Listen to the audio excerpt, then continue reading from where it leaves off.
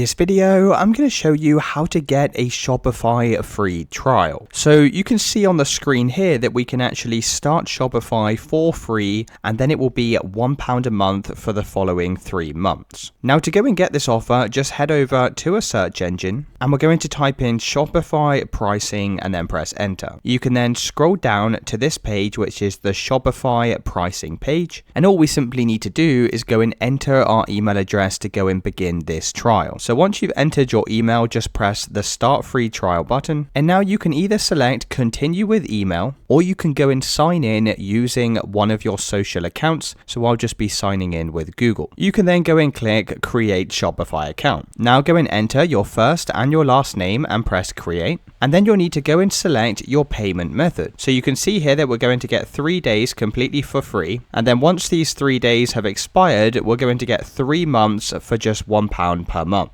So I'm going to select credit card and then just go and enter your card details. Now, if you don't want to fill out your card information now, you can always press skip at the bottom of this page. Now go and select why you're using Shopify. So mine's an online store and press next. Select either a new business or an existing business that you already own. Select the size of your business and press next. If you sell on any other platforms, then go and select that from the list. You can then press next. And if you currently have an Amazon page and you want to import your products from Amazon, you can always press yes, otherwise go and press no. Select the type of products that you plan on selling on Shopify, and once you've done that, you would have now set up your Shopify account. So you can see that our 3-day free trial has started, and now we can begin to set up our Shopify website. Let me know in the comments if you found this video helpful.